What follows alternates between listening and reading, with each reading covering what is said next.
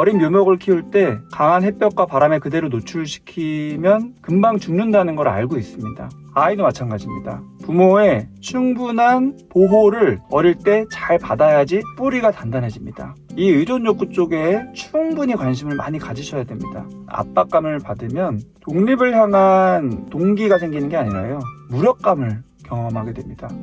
안녕하세요. 육아빠 정신과 전문의 정호열입니다. 오늘의 주제는 충분한 의존을 돕는 부모의 태도입니다. 아마 영상을 처음 보시는 분은 왜 의존을 도와야 되지? 우리는 자녀를 독립시켜야 되는 거 아닌가? 이런 의문이 드실 수 있는데요. 최근에 제가 계속 연재하고 있는 의존과 독립의 균형의 관점에 대한 기본적인 이해를 하신 분들은 아마 공감이 되실 것 같습니다. 늘 말씀드리죠. 우리는 독립적인 존재로서 자녀가 성인이 되도록 잘 뒷받침해주고 키워야 되는 그런 의무가 있는 건데, 그러기 위한 전제 조건으로 충분한 의존이 필요하다. 아이가 어릴수록 의존 욕구를 충분히 채워줘야 되고, 그런 밑바탕이 잘 되었을 때 스스로 독립의 욕구를 향해서 나아가는 거다. 이런 식으로 이해를 하시면 되는데요. 비유를 드리면은, 우리는 나무를 키운다라고 생각을 할 때, 나무가 이 험한 세상, 홍수가 날 수도 있고, 가뭄이 될 수도 있고, 햇볕이 너무 강할 수도 있고, 바람이 너무 셀 수도 있고,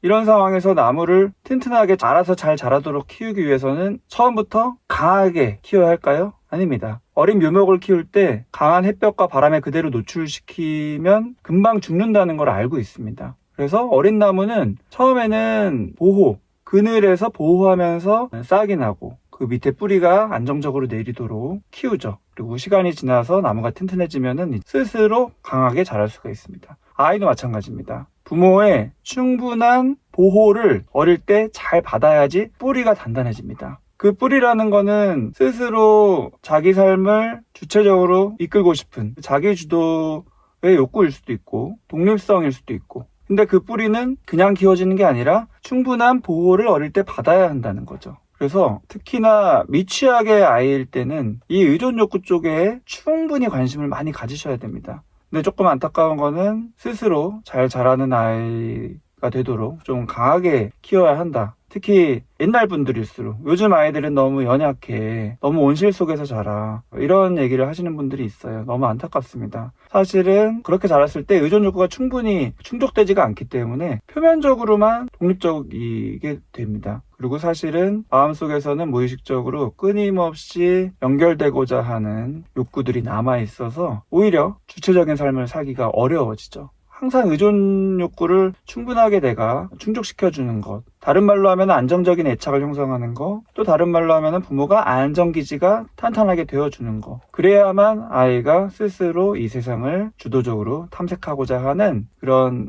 의욕, 열정, 동기, 이런 것들이 생기는 겁니다. 우선은 하지 말아야 할 거 먼저 말씀드리겠습니다. 조기 독립을 강요하지 말자. 예를 들면은 너 지금 몇 살인데 이 정도는 혼자 해야 돼. 그리고 뭔가 난관에 부딪혀서 당황하고 그래서 울고 있을 때, 그렇게 운다고 해결되는 거 아니야. 정신 똑바로 차리고 지금 뭘 해야 되는지 생각해. 이런 말은 아이에게 더욱더 불안감 또 위축감을 줄 수가 있습니다. 그 연령대에 스스로 해결할 수 없는 문제를 시도해보는 거는 필요하지만 오롯이 혼자 내가 감당해야 한다는 압박감을 받으면 독립을 향한 동기가 생기는 게 아니라요, 무력감을 경험하게 됩니다. 무력감이라는 거는 내 힘으로 해결할 수 없는 느낌. 참 아이러니하죠. 잘 그늘이 되어주고 지지를 해주면 오히려 온실 속 화초처럼 너무 연약해지고 무력해질 것 같은데, 반대로 지나치게 조기 독립을 강요하면 나는 참 무능력하구나, 내 힘으로는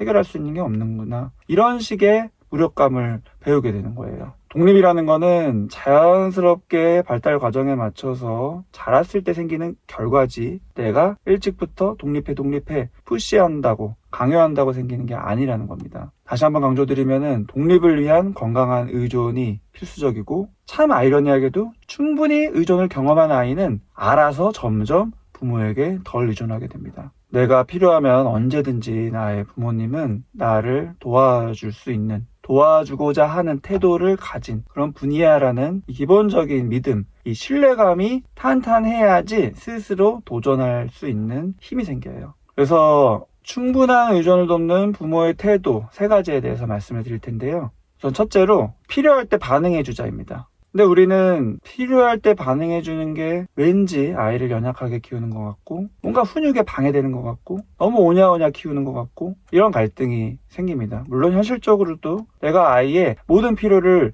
채워줄 수 없는 물리적으로 유한한 존재죠. 감정적으로도 유한한 존재고 하지만 기본적인 태도는 내가 필요로 할 때 반응해주고자 하는 태도를 놓치지 않아야 합니다. 예를 들어서 흔히 아이들이 미취학 때는 같이 놀고자 하니까 같이 뭐 놀자, 책을 같이 읽어달라 뭐 이런 식으로 할 때 우선은 그거에 대한 반응을 해줘야 돼요. 애착의 3요소 중에 중요한 게 반응성이죠. 반응성이라는 거는 내가 그거를 꼭 해결해준다라는 그 반응이 아닙니다. 뭔가 오는 게 있으면 가는 게 있어야 되는, 내가 너의 말을 듣고 있고 너의 마음을 이해하고자 한다, 그런 태도가 나는 있다라는 것을 보여주는 행위입니다. 특별히 바쁠 일이 없고 할 수 있을 때는 즉각 행동으로 반응해주는 것도 중요한 반응성이지만, 내가 바쁘고 지금 딴 게 할 게 있고 즉시 내가 해결해줄 수 없는 경우에는 무시하는 게 아니라 뭐 언제까지 그렇게 같이 놀자고 할 거야 이런 식으로 아이의 그런 함께 하고자 하는 욕구 자체를 탓하는 게 아니라, 아 지금 이거 급한 게 있어서 이거 끝나고 갈게, 설거지하고 있어서 이거 끝나고 해줄게, 이런 식으로 지연을 위한 설명을 해주는 것 역시도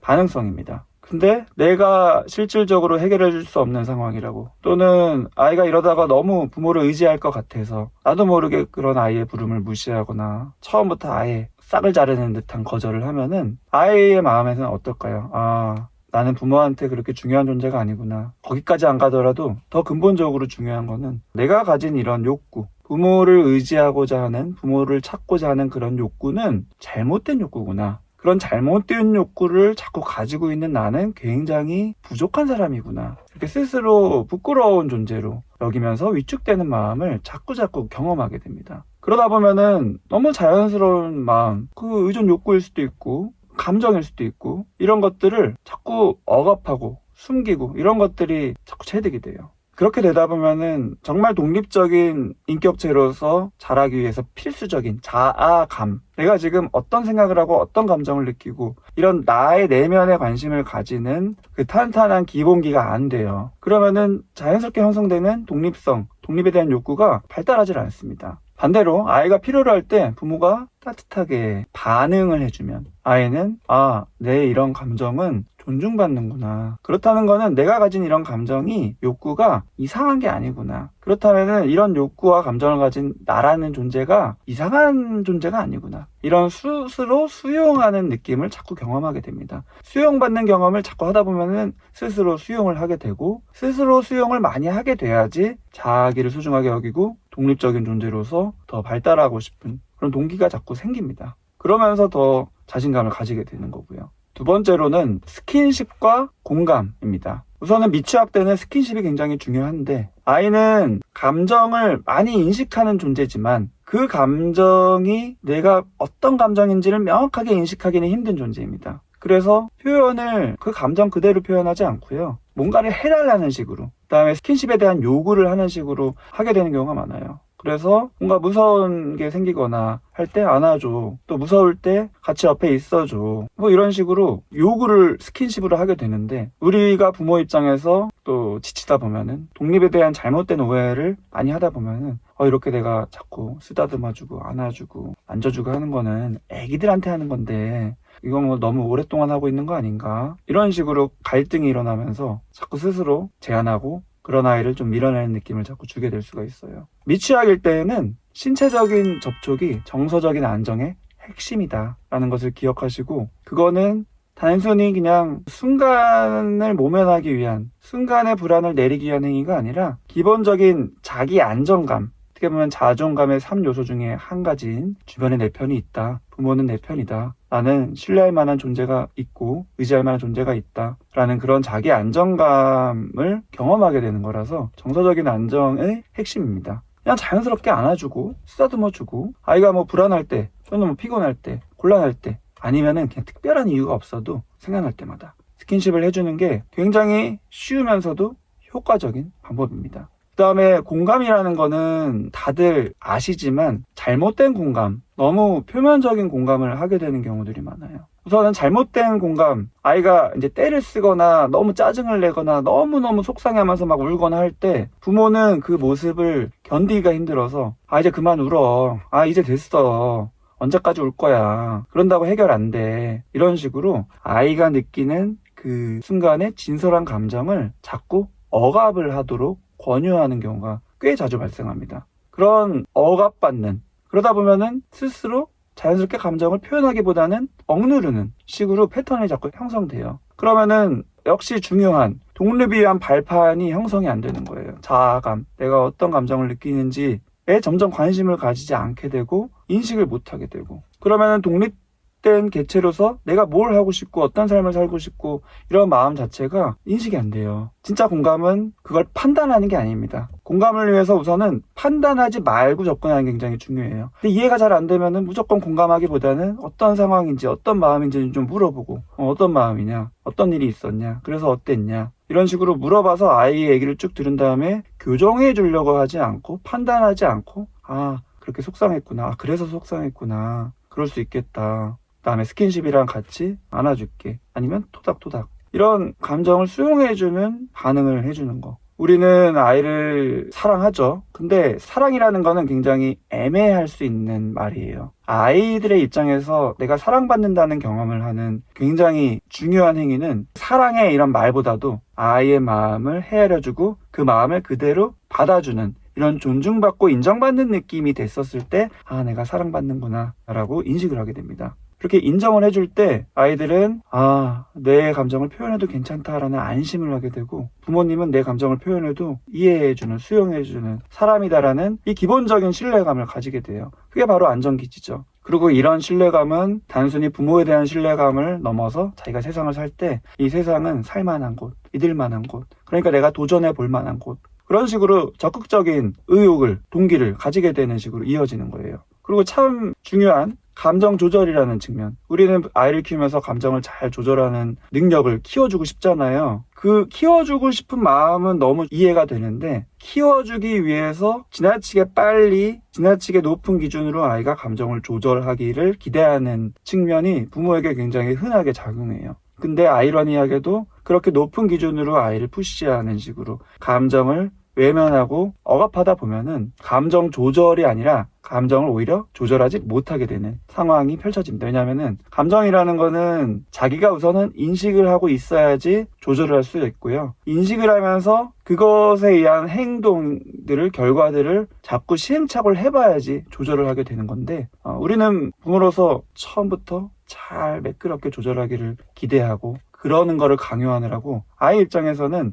이 감정 조절 능력을 형성할 기회조차 가지지 못하게 돼요. 우선은 감정을 인식할 수 있어야지 조절을 하든지 말든지 하는데 인식부터 안 되고, 인식을 한 다음에 그 감정에 의한 행동을 조금이라도 했었을 때 지나치게 통제받다 보면은 역시 스스로 조절해 볼 기회가 없고, 그러다 보면은 감정은 억압되어 있고 지나치게 통제가 되어 있으니까 웬만한 거에서는 뭔가 잘 조절하는 것 같은 느낌을 받지만 사실은 안에서는 전혀 조절이 되는 식이 아니기 때문에 어느 정도의 역치가 넘어가는 순간 전혀 엉뚱하게도 조절 능력을 아예 놔버리고 쌓였다가 터지듯이 충동적인 행동을 하게 됩니다. 이런 게 나중에 청소년기에 많이 일어나요. 그래서 감정을 먼저 인정해주고 인식하도록 도와주고 수용해주고, 그럼으로써 안정감을 가지고 부모를 안전한 안전기지로 인식하고, 또는 바람직하진 않아도 어느 정도 내가 감정을 표현해보고 감정적인 행동을 조금 해보고 이런 식으로 시행착오를 했었을 때도 그거를 무조건 나무라지 않고